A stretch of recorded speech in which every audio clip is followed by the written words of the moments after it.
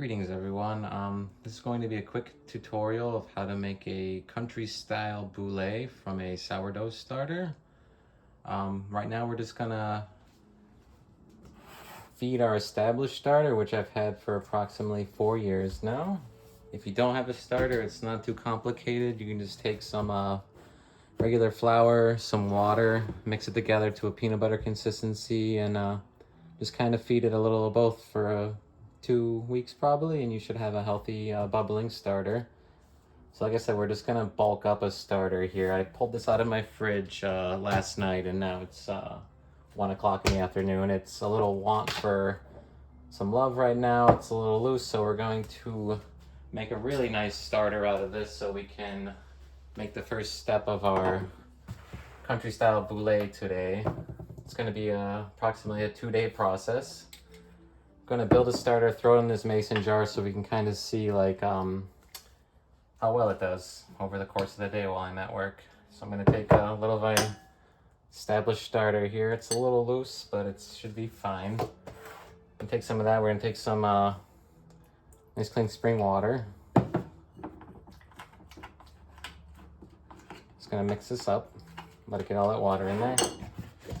I'm currently using King Arthur. This is Sir Galahad flour. I've also had good results with the Sir Lancelot. Both are higher gluten, higher protein flours.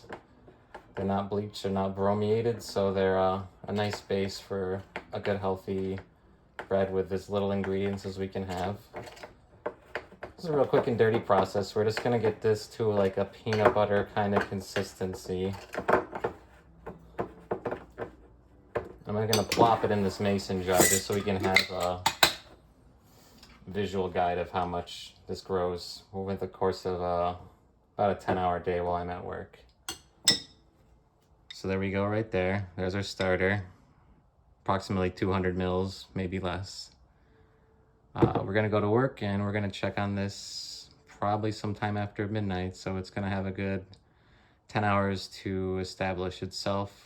At that point, we'll build a levain, which is the next step of making our sourdough. Think of the levain as just a much bigger starter to proliferate all the flour and water we'll use in our Autolyse the preceding morning, which will become the base of our entire bread. So we'll check back on this in 10 or so hours. Thanks.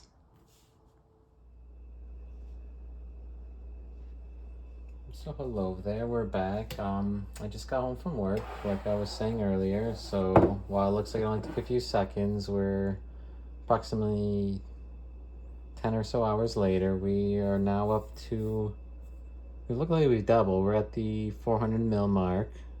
See a lot of nice air bubbles though, so we're pretty active right now. A lot of people will do a float test with their starter to make sure it's ready to bake with. They'll basically just take some starter, put it in water, if it floats, you're good to go. I usually omit that step because, I don't know, I've had pretty good success and I've never actually done it. So feel free to try it out when you're beginning, just so you have a little more confidence in the effort. So tonight we're going to make the levain before we go to bed. Some people call it a poolish. Basically, we're going to take our starter and bulk it up into an even bigger starter, which will help proliferate our sourdough yeast and make some really good bread with some really good rice with any luck. I like to cook a lot, but with baking I always measure. So get yourself a nice scale if you want to make a lot of bread. It's going to come in very handy. This one I got from Bed Bath & Beyond for maybe $20, $25, and it's worked good for me. I'll try to put some of these details into the description, or maybe I can put them on screen if I learn how to edit, but the recipe is pretty basic to make the levain. It's going to be 40, 40, 40, and 80. So 40 grams of our starter. And if you're afraid of the metric system, it's quite alright. It's a very clean system based on tens, so it's a little easier than the standard US numbers. There we go, a little over 42 grams, but that's fine. We'll just cut the difference with, this is some whole wheat flour, so 40 grams of starter, 40 grams of whole wheat. And so now we're at the, well, 82 gram mark. So 40, 40, 40 of our all-purpose white flour. This is the Sir Galahad that I used earlier to make the starter. So now we're at the 120 mark, plus 1 apparently. And the rest will just be spring water. I've had success using just filtered water from the fridge. Basically, you just want to use water that doesn't have chlorine or too many other chemicals in it, which is going to basically kill the life in this starter. So we're going to bring this up to 200 grams total, so 80 grams of water.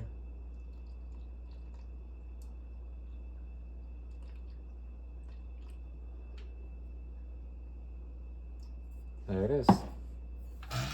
It's our 200 gram Levaine. It's going to be additional from the spoon, but that's quite all right. Just like the starter, we just want to mix this all together, and it's going to be a similar consistency.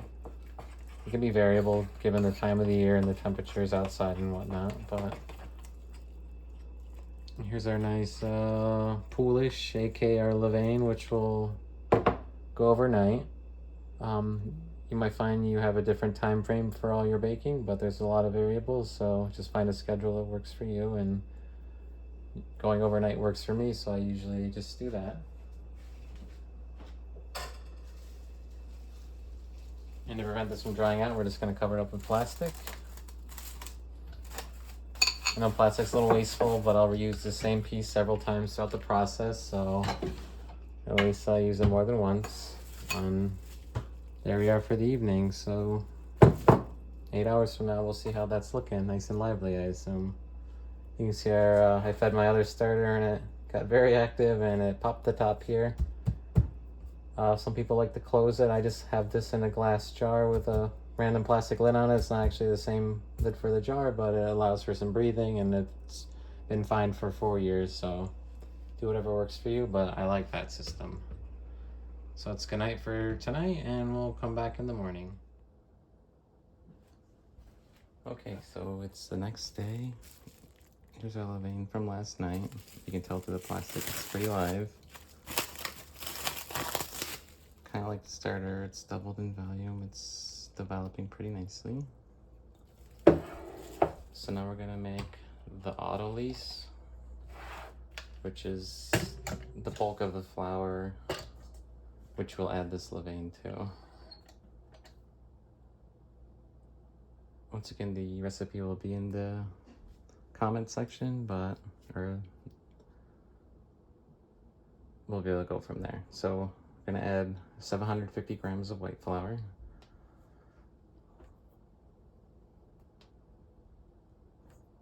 We don't need to sift this, it's quite all right.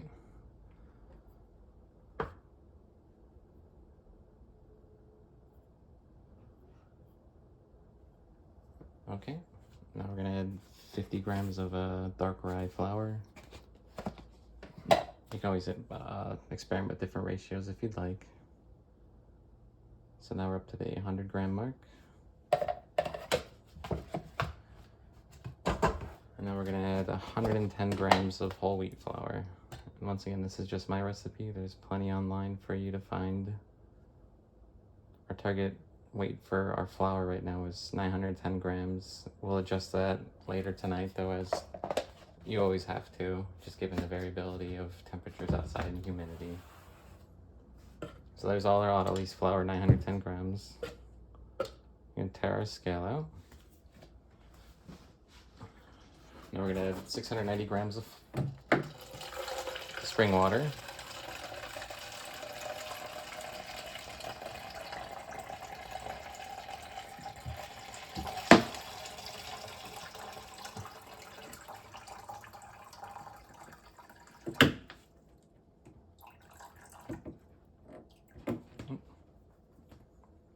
A little over, but we can adjust later. So 690 grams of spring water.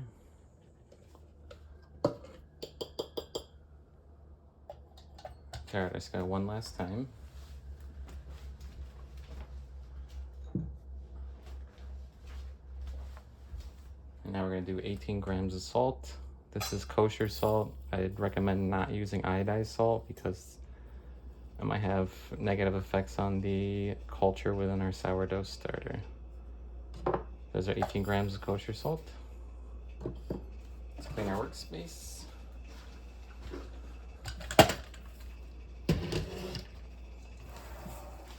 So this is our Autolyse. We have our Levaine here.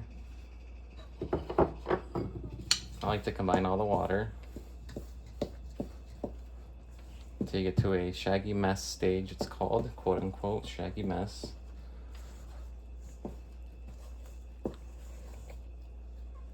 That's really it for now. You can wait. I usually do wait 1 hour to add the Levaine, but for the brevity of this video, we're just gonna add it now.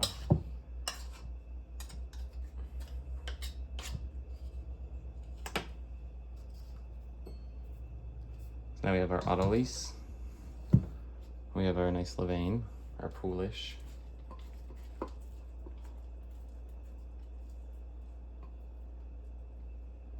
Normally I would just wrap this up and let it sit for an hour so the Autolyse can absorb all the water, but like I said, for the brevity of the film, we're just gonna mix it now. We have a nice bench scraper and a bowl scraper. I'd recommend these, they're very useful. And they can be had for cheap. So we're just gonna combine the two. So the yeast that is in our well-populated Levaine can start eating the flour and developing our bread for the day.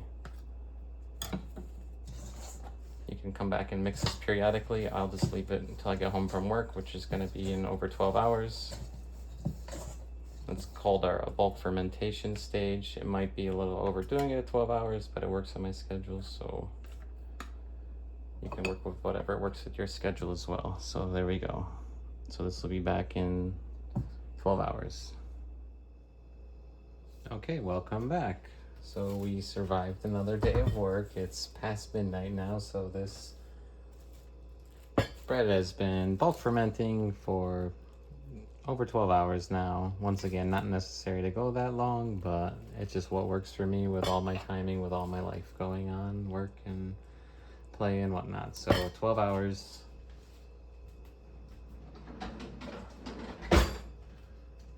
And like I said earlier, we're gonna adjust this. It's wet, so I'm just gonna liberally douse it in some flour to a workable consistency, and that might just be your own preference. When I was younger, I worked in a lot of pizza places, so I feel like I was prepping myself for this, because some of the actions that are gonna precede this, well, come after this step, actually not proceed, but be afterwards, is much like shaping pizza balls for dough balls for a pizza. So it's still pretty wet, but it's still workable. I'm gonna divide it in half now. Usually it's about 2 kilograms total. So there we go, 1,824 grams, which divides right in half to 912 grams per. I'm gonna cut this with our bowl scraper. There's 908. I'm just gonna go with that. It's 908. We can assume this one's 916 or whatever the math works out to be. It's good to liberally douse your hands with some flour. Just it's easier to work with. It'll be less sticky. Right now, do this fermenting so long, it is a little wet, so I'm gonna continually add some flour to it to help start the gluten development. We're just gonna stretch it in 4 directions: north, south, east, west. Up, down, left, right, whatever works for you. It is very wet. So near the end of this video, we're just gonna see me adding a lot of flour to this to the consistency where I like it. Some people like to work with wet dough, I don't. Try and do this all within the camera's view, but for now, it's been divided. It's late at night. I'm gonna do some stretch and folds over the course of the next hour and a half. So even nicer scraper right here, good for working on the surface. It's good to have the right tools for this job. But as you pull and stretch and shape these dough balls, you're gonna feel it giving some resistance, and that's just the gluten developing. I can't really describe in words how I do a stretch and fold, but like I said, this is kind of how I would do it for pizza balls, and it's just muscle memory for me. So And this one's way too wet, so we're just gonna leave that and wash our hands off for now. I'll come back and do the same exact step, stretch and fold, reform into a ball 3 times, once every 30 minutes, and then we'll put these breads to rest for the rest of the night. And tomorrow comes my favorite step, which is actually baking our bread. So I'll come back and try and demonstrate a little bit better the effort of making these dough balls.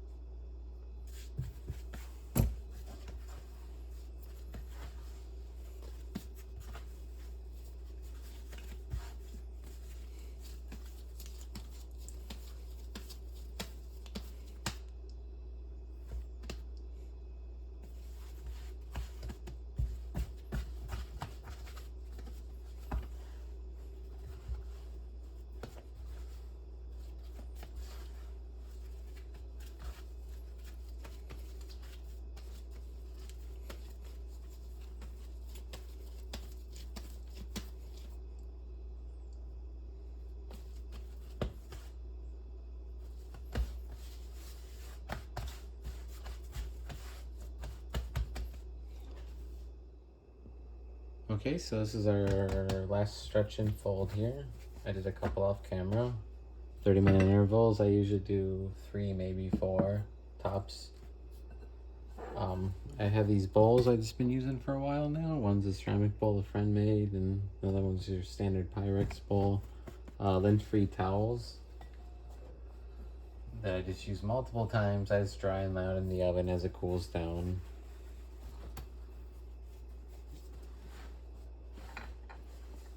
And then this is a good trick I learned just through trial and error, but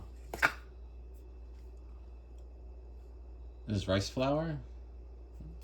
No focus, but being non-glutinous, it won't stick to the boule.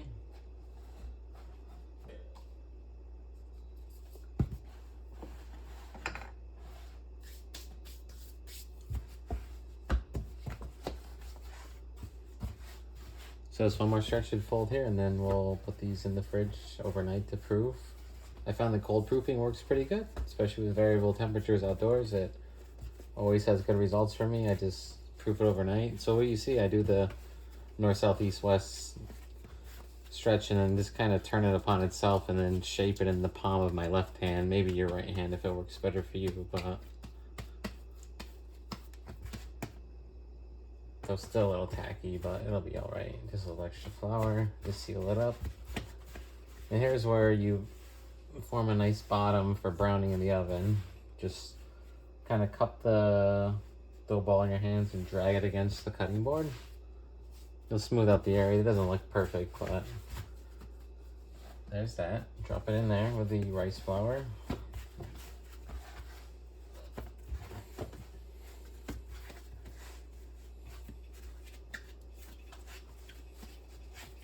There's a lot of different bread techniques, and in 4 years I haven't tried too many of them for shaping the boule, or well, shaping loaves of bread, but I just always fall back upon boule because it's a nice, easy shape to form, and I like it.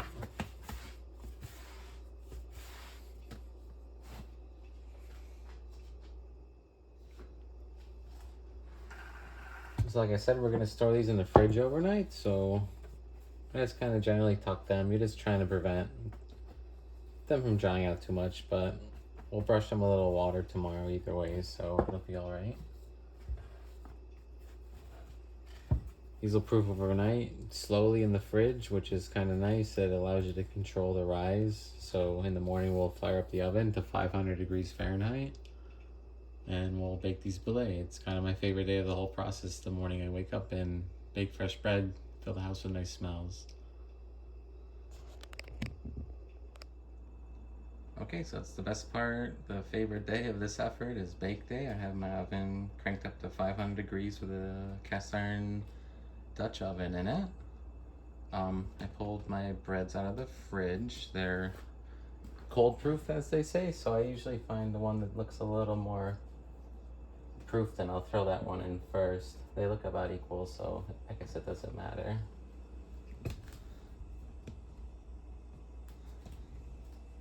I'm gonna pull my Dutch oven out here and try not to knock over my camera. Ooh. Sometimes it's smoky. This is a real quick process. Since we use that rice flour, these shouldn't stick at all. Just plop that right there. I like to just brush it with some water. This is a silicone brush.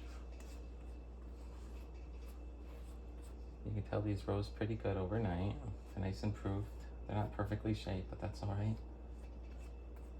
The water will help it brown and blister, which is nice because we're going to create steam within the Dutch oven, which almost replicates having an actual bread oven, which induces steam partway through.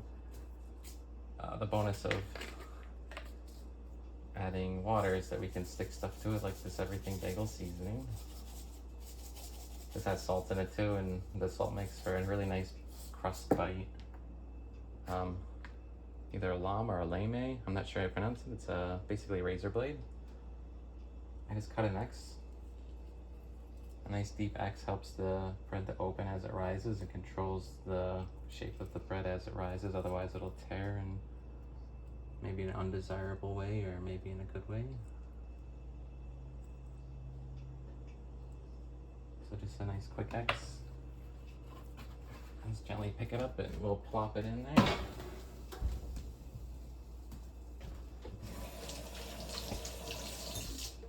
So we're at 400 degrees, 500 degrees, sorry.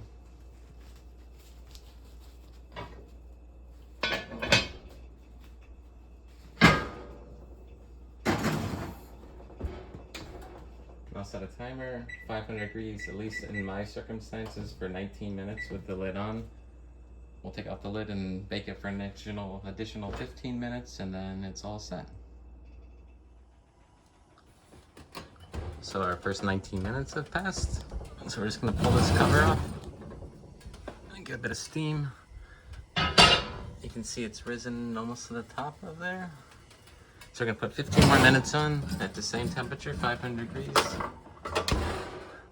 And that's gonna help us finish the loaf and brown it very nice.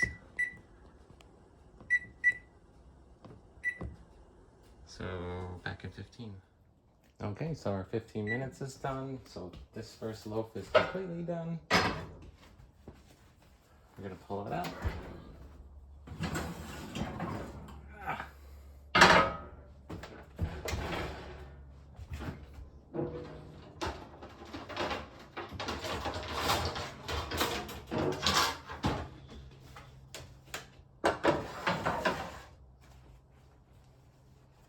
So we got a nice loaf. I mean, not the best rise, but a very nice loaf. Should sound nice and hollow. This one, a little flat, but the second one might come out a little more. It's had more time to proof outside of the oven. Let's do that really fast then.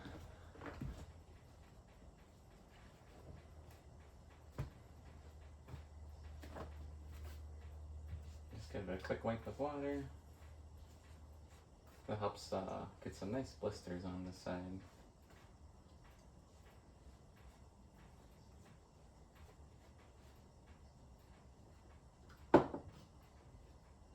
Yeah, some days you'll have really good loaves and some days you'll have okay loaves, but I guarantee this bread is delicious. It smells good.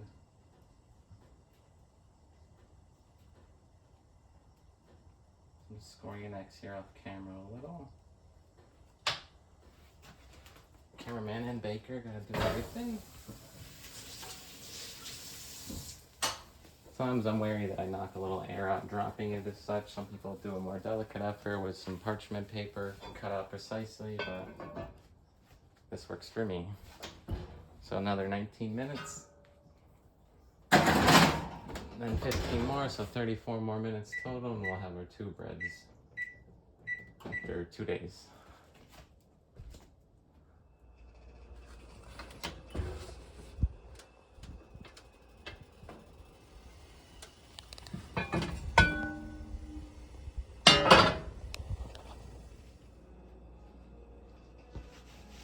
Okay, so our final timer went off. This is our second loaf. Thanks for watching this process. There is variability, and these didn't come out perfect, but they are still pretty nice. I'm happy with the results.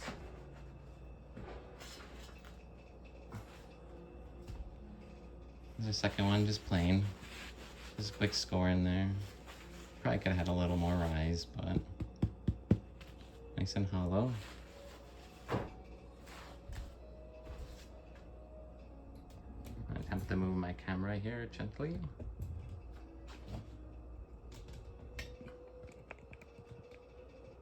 And there's our finished boule. Nice and super hot, very fragrant. Like I said earlier, I'll put all the ingredients and recipes into the description, and also put a link to my Instagram if you want to check that out as well. Thanks for watching all this. Have a very great day. Goodbye.